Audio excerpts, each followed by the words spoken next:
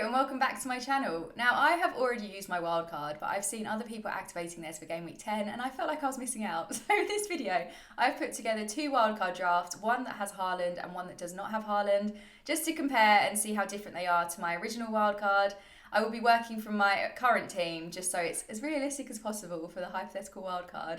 But before I show you the drafts, if you haven't subscribed to my channel yet, please do. We are on the road to 5,000 subscribers and it is lovely just seeing so many people join the community. Now that I'm doing lives as well, it's really nice interacting with all of you. So do hit that subscribe button if you haven't already. And now I will show you what I've come up with for a Gameweek 10 wildcard. Okay, so this is my team as it stands. We have no money whatsoever in the bank and there are changes that I would like to make, so we will go straight into it. And fun fact, this is the third time I've recorded this video because the sound keeps cutting out.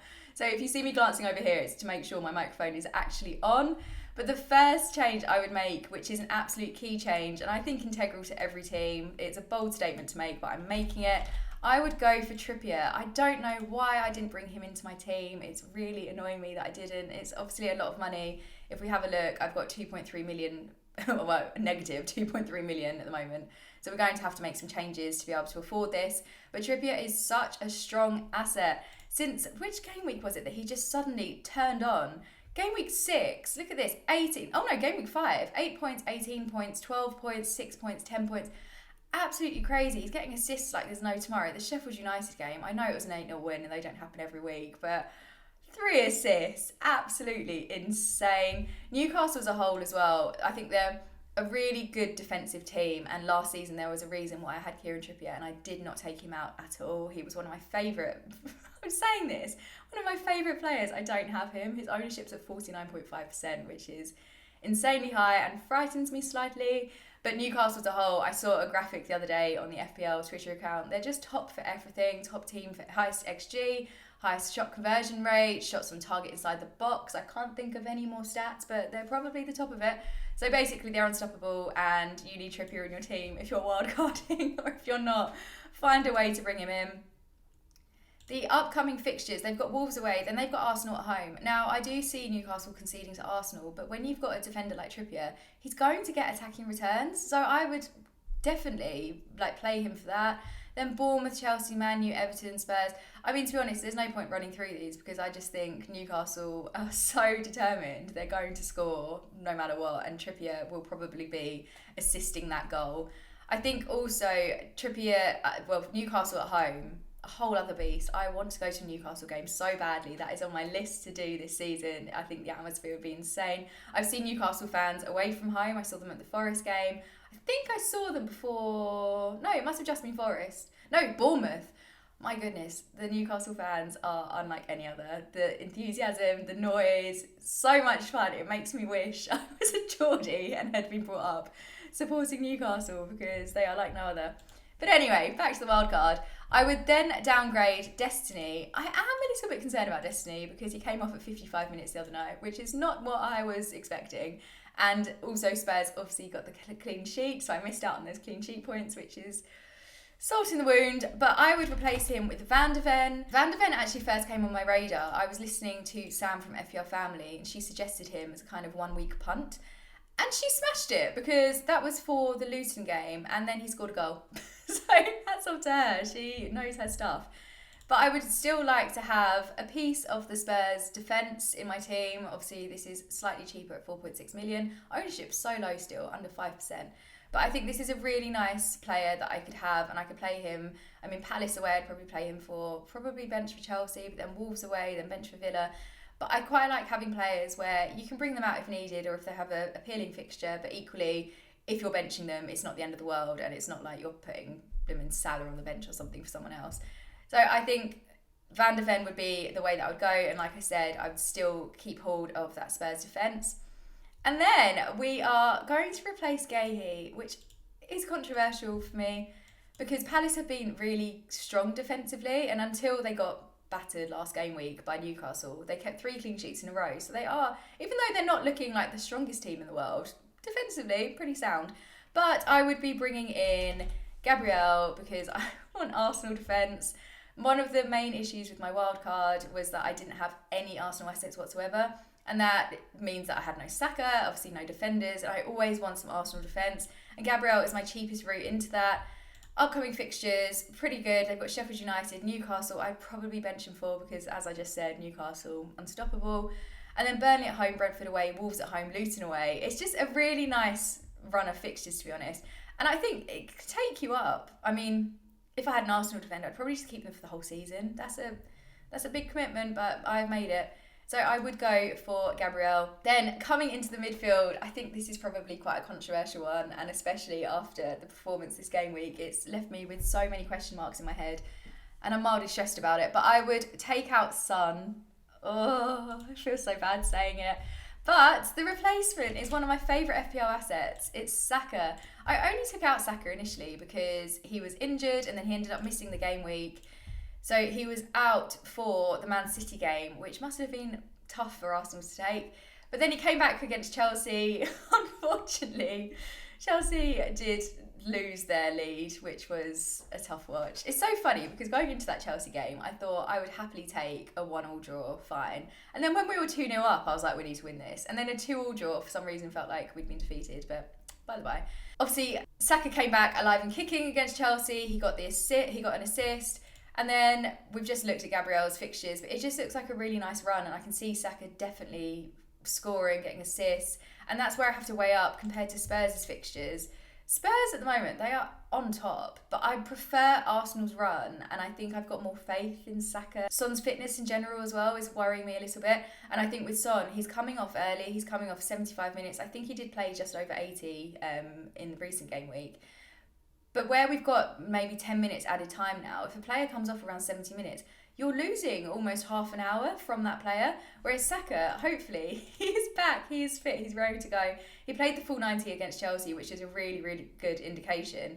And it was only really from the Bournemouth game that he was being brought off early. Obviously, 88 minutes against Crystal Palace, but 88 minutes is fine. It was in the bag. They were going to win it, but they didn't really need Saka on. And then the rest of them have all been 90. So if we do have that added time, I'm going to be getting a player for up to 100 minutes versus Son, who could be between 70 and 80. So that's why I'm leaning towards Saka. And as I said, he is just one of my favourite FPL assets. He's had 4 goals and 4 assists so far this season, and we saw from game week 7 he wasn't super fit, but hopefully now he is back. And then I have got minus 1.4 million in the bank, so I need to make a cut somewhere. And this is a sad one because Super John McGinn in my hypothetical wildcard would be out. And this replacement may surprise some of you because I'm normally against bringing in Chelsea players, but I'm on the Cole Palmer hype. I really, really like him. And I know the 2 goals he scored have been penalties, and Chelsea aren't going to get penalties every single week. But I mean, it's a good sign that we probably know Chelsea's penalty taker now. The thing is, I'm pretty sure Palmer will be on all pens, and he has scored both, so obviously he's very good at them. But I don't know if you saw in the Arsenal game, Palmer went up to take it, and there seems to be a little bit of controversy over who was taking it. And Sterling was there. Good thing he didn't take it. But Cole Palmer, I think he's a really, really nice asset to have. And he also managed to get an assist against Burnley. He got an assist against Fulham. So he's getting up there. And he's only 5 million at 2.4% ownership. Chelsea's run of fixtures frightened me. But game week 16, we have a sea of green, which is what every FPL manager wants to see for their players. So I think it could be worth bringing him in. Only 5 million. If you need to bench him, you just bench him. It's fine. But he might be able to get a goal against Brentford. Spurs will be a lively match. I'd probably bench for City, and again, probably bench for Newcastle. Brighton, I'd risk it, and then I'd definitely play for Man U. So from game week 14, I'd probably have him starting, unless I wanted to go with alternative players. But he's getting regular starts, and yeah, signs point to him being the main penalty taker, and it's always helpful to have a penalty taker on your team. So Palmer would come in, but we've still got minus 0.9 million. So again, we're going to have to make a cut, and that cut will be Solanke. Now, Solanke, I bought in my original wildcard specifically for the Wolves fixture and for the upcoming Burnley fixture. If I was wildcarding now, I'd want to be thinking long term, so I wouldn't have him in at all.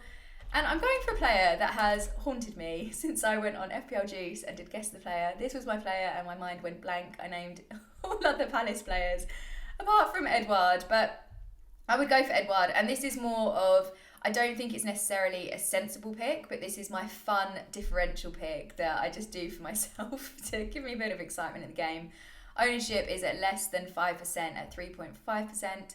He's averaging 4.6 points per match, and he's 5.5 million. So for a third forward, again, that's one of those price points where if you do bench him, it's not the end of the world. You don't feel like you're massively missing out.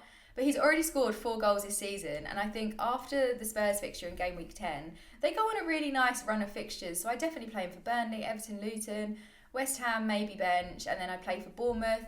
I think Edouard is a nice punt. Again, he's not the best player, and there are definitely others out there that are probably more likely to guarantee some points for you. But I like it, and I always like having a player in my team that's a little bit different. So this is how my wild card would look if I was keeping Haaland and I just needed to make a few tweaks. I think it's decent. I think I'd probably... The main difference that I like is bringing in Trippier and bringing in Saka. But other than that, it's just a couple of tweaks to be able to afford those. But the exciting draft now, having Haaland, it's a blessing when he does well. But it seems as though he's all or nothing, which is very, very frustrating. His underlying stats so far this season have been really underwhelming. He's only managed 5 shots in the past 4 game weeks, which is concerning. And one of the issues with having Haaland is it means that I am relying on him too much for captaincy, even though I'm not seeing that much from him. Now, a sad statistic for you, Salah, he's now had his 4th double-digit haul in the past 5 game weeks. Did I captain him for any of them? No, I did not. I captained Haaland. I had a week where I felt wild and I captained Son and that backfired. If I'd have gone for Salah, I'd have an extra 48 points in my team. And I'm a strong believer of not thinking, what if, when it comes to FPL? But that one has crossed my mind when I go to bed at night.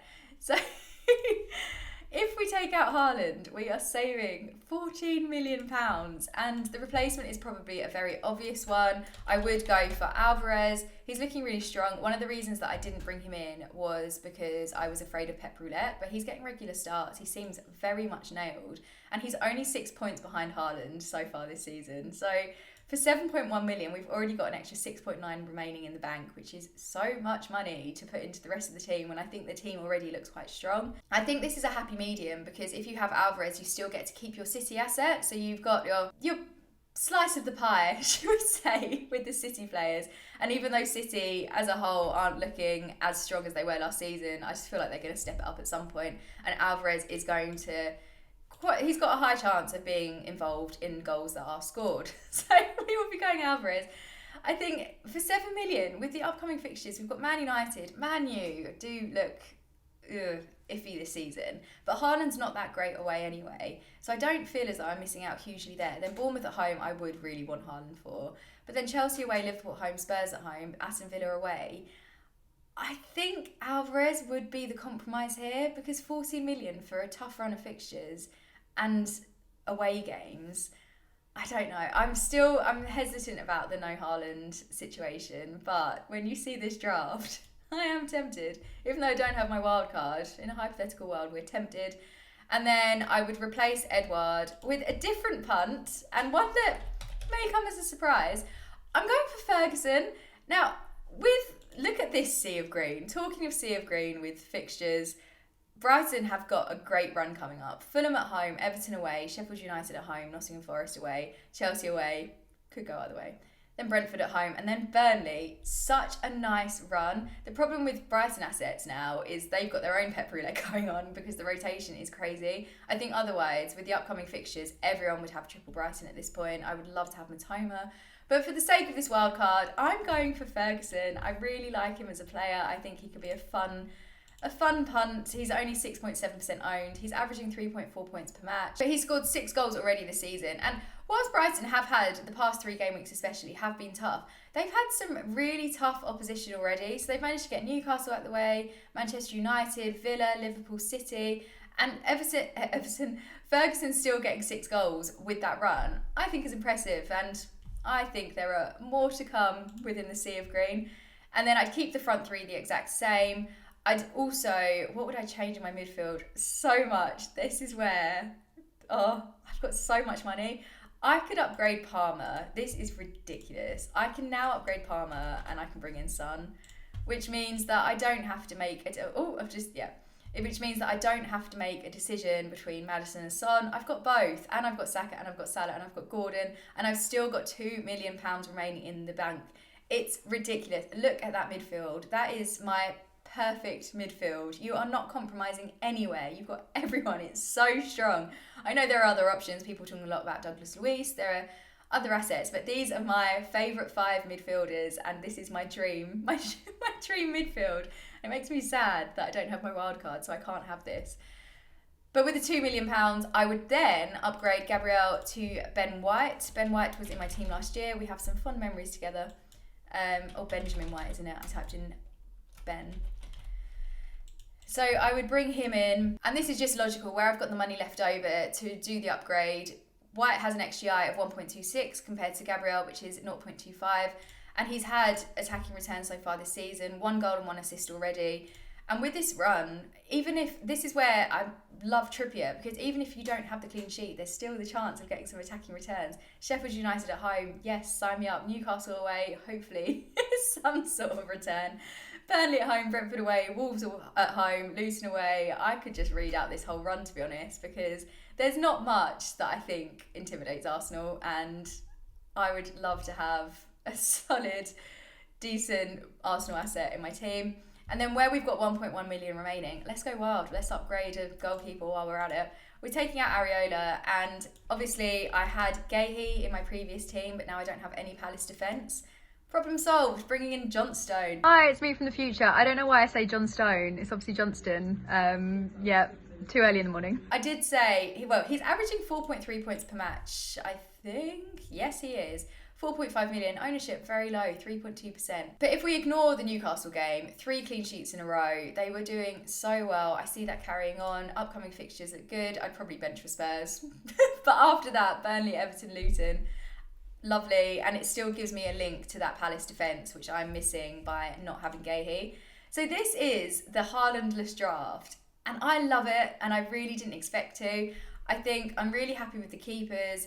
The defence is amazing. We've got Cash, we've got White, we've got Trippier, attacking returns galore. We've got Van de Ven as the backup, and Kabore will just stay on the bench, but he's there, he's present. And then I've gone on about the midfield, but I love it. I think it's so good. And then my front three, Watkins, Ferguson, Alvarez. I'd probably bench Ferguson in some game weeks. I'd go full force with the midfield, and then Van de Ven and Kabore would also be on the bench. And I think it's a really strong looking team. And I've still got £0.8 million in the bank. How have we all spent so much money and so much of the budget on Haaland when teams like this are possible with money left over? It's ridiculous. But let me know, obviously, my hypothetical wildcard, what you think of it. Whether you prefer the draft with Haaland, the draft without. I think the draft without gives me hope for a brighter future with my team if Haaland continues to flop. It's just going to take a lot of transfers, potentially some hits. I'm not there yet. I'm still going to keep hold of Haaland for the next couple of game weeks. But like I said, let me know in the comments which draft you prefer, and if you haven't subscribed yet, please do. I will be uploading my team selection tomorrow, so I will see you then. Thank you so much for watching.